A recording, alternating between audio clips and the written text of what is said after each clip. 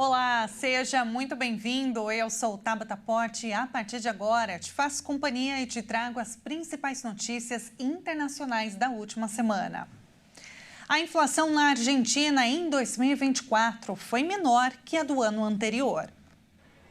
A inflação na Argentina alcançou 117,8% no ano passado, um recuo de quase 94 pontos em relação aos 211,4% de 2023. Os números do Instituto Oficial de Estatísticas, INDEC, indicam que em dezembro o aumento dos preços ficou em 2,7% em relação ao mês anterior. Trata-se da terceira medição mensal consecutiva abaixo dos 3%, embora tenha tido um leve repique por fatores sazonais. O dado confirma a continuidade do processo de desinflação, escreveu no X o ministro da Economia, Luiz Caputo. O indicador foi impulsionado principalmente pelos setores moradia, água, eletricidade, gás e outros combustíveis, que tiveram um aumento de 5,3%, e comunicação, com 5%. Os setores com menor crescimento foram equipamento e manutenção do lar, com 0,9%, e peças de vestuário e calçados, com 1,6%.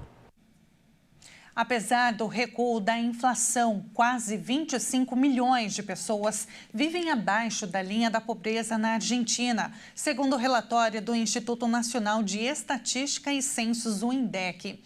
A miséria pulou para 18,1% da população total e atinge 8 milhões e meio de pessoas. É o maior aumento da pobreza nos últimos 20 anos no país argentino. E o criador do Facebook, dono da Meta, Mark Zuckerberg, está sendo processado por violar direitos autorais para o treinamento de seu modelo de inteligência artificial. O modelo chamado Llama é usado em conversas e envio de mensagens virtuais. A empresa do bilionário americano está sendo acusada de usar um conjunto de material literário e acadêmico para o treinamento. Documentos apresentados ao Tribunal Distrital dos Estados Unidos e ao Distrito da Carolina do Norte revelariam que Zuckerberg liberou a utilização da pirataria em um negócio que já acumula multas milionárias porque não tem direito sobre as obras disponíveis na plataforma. Para se defender, o site foi apresentado como um simples agregador de links, ou seja, ela não hospeda o conteúdo, mas fornece links que direcionam os usuários para locais onde os arquivos podem ser baixados. A Meta disse estar protegida pela doutrina do uso justo, que permite a utilização desse material com a premissa de criar algo novo. O processo ainda revela que a Big Tech usou o torrent para acessar a biblioteca digital, o que seria uma segunda violação de direitos. E a China registrou um recorde de exportações no ano passado. Segundo dados oficiais, o país ultrapassou pela primeira vez os 25 trilhões de yuans. A China registrou um nível recorde de exportações em 2024. O feito foi anunciado pelas autoridades nesta segunda-feira, uma semana antes da chegada à Casa Branca de Donald Trump, que ameaçou impor tarifas sobre produtos do gigante asiático. Em 2024, o total de exportações da China excedeu 25 trilhões de yuans pela primeira vez, alcançando 25,45 trilhões, com aumento de 7,1%. O valor equivale a cerca de 3 trilhões e meio de dólares, ou mais de 20 trilhões de reais. As importações ultrapassaram 18 trilhões de yuans, um aumento anual de 2,3%. As vendas externas representam uma das poucas notas positivas no desempenho da segunda maior economia do mundo, que cresce lentamente, pressionada pelo fraco consumo interno e por uma grave crise no setor imobiliário. Mas as exportações estão ameaçadas pelo retorno à presidência dos Estados Unidos do republicano Donald Trump, que no seu primeiro mandato já lançou uma guerra comercial contra a China. O aumento das exportações chinesas no final do ano se deve, em parte, ao acúmulo de reservas por parte de empresas estrangeiras, que antecipam o aumento das tarifas sob o governo Trump, segundo economistas. O presidente afastado da Coreia do Sul, Yoon Suk-yeol, vai ficar em uma solitária. Ele foi preso na última semana depois de uma operação de 6 horas. Yoon tentou dar um golpe no país, incluindo a decretação de uma lei marcial que, para ele, não é crime. Cerca de 6.500 apoiadores de Yoon se posicionaram na frente da casa do presidente afastado para dificultar a operação. Segundo a agência de notícias estatal, os simpatizantes formaram uma espécie de corrente humana. Utilizaram, inclusive, arames farpados para dificultar a passagem das autoridades. Os advogados do presidente afastado tentaram uma negociação, mas os investigadores sul-coreanos disseram que iriam cumprir o mandado. Os agentes tentaram prender Yoon pela primeira vez no dia 3 de janeiro. Naquele dia, foram impedidos de entrar por cerca de 200 seguranças e guardas militares, além de apoiadores que estiveram presentes diante da residência oficial.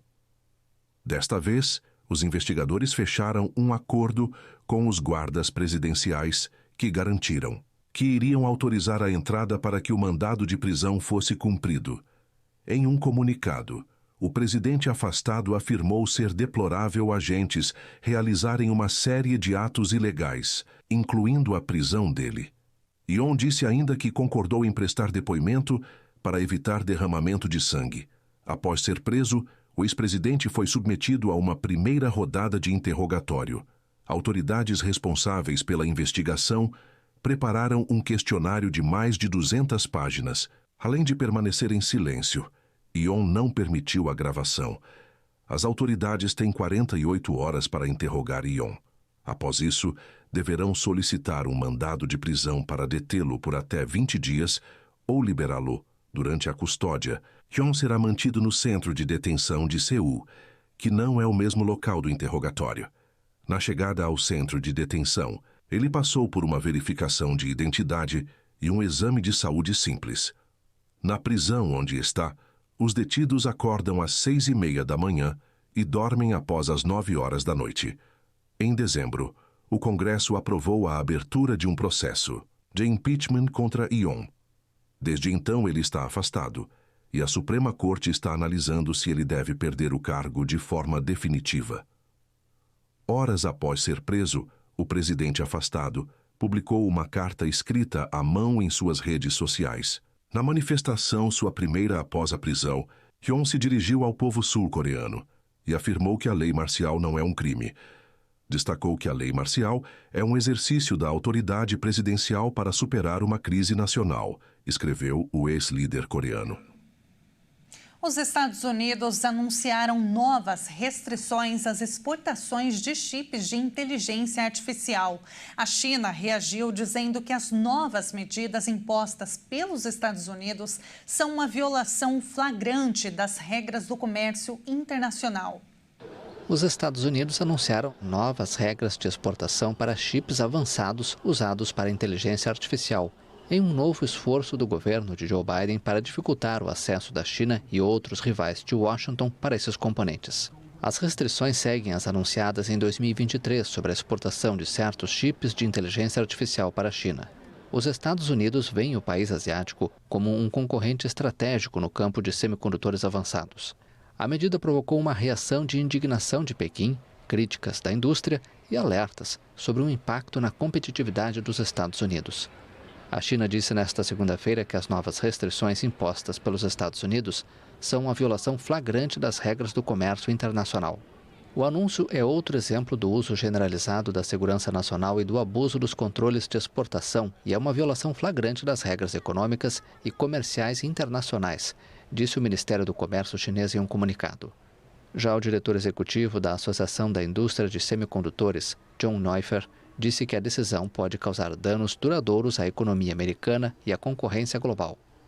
A gigante da indústria, Nvidia, afirmou em um blog que, disfarçadas como medida anti-China, essas regras não farão nada para melhorar a segurança dos Estados Unidos. As novas regras vão entrar em vigor em 120 dias, o que dará tempo ao novo governo do republicano Donald Trump para fazer as mudanças pertinentes. A nova regulamentação atualiza os controles sobre chips, exigindo autorizações especiais para sua exportação, reexportação e transferências dentro dos Estados Unidos, além de incluir uma série de exceções para países considerados aliados. Enquanto isso, os centros de dados de inteligência artificial terão que atender a parâmetros de segurança aprimorados para poder importar chips. O aumento dos casos de ataque cardíaco abaixo dos 40 anos tem chamado a atenção da comunidade médica. Isso porque nas últimas 2 décadas os casos subiram mais de 150%. O número de internações dessa faixa etária relacionadas à parada cardíaca quase triplicou.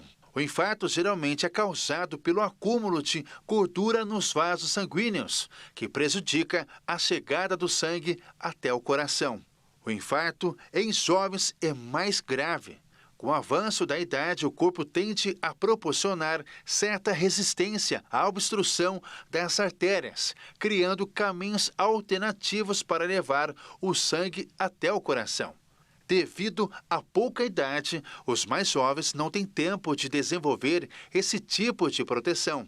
Além disso, os profissionais de saúde costumam associar aos sintomas a ansiedade, o que piora o quadro do paciente, podendo resultar em sequelas e até mesmo a morte precoce. De acordo com especialistas, são diversos os fatores que explicam o cenário atual. A obesidade, por exemplo, afeta 34% dos adultos brasileiros, o que aumenta o risco do desenvolvimento de hipertensão, colesterol elevado e outras condições relacionadas ao risco cardiovascular. Além disso, o estresse diário, a má alimentação, o consumo de alimentos ultraprocessados, ricos em gordura e o sedentarismo impactam diretamente no aumento dos casos. A empresa de Jeff Bezos conseguiu colocar um foguete em órbita pela primeira vez. A Blue Origin já tem experiência com viagens curtas de turistas ao espaço.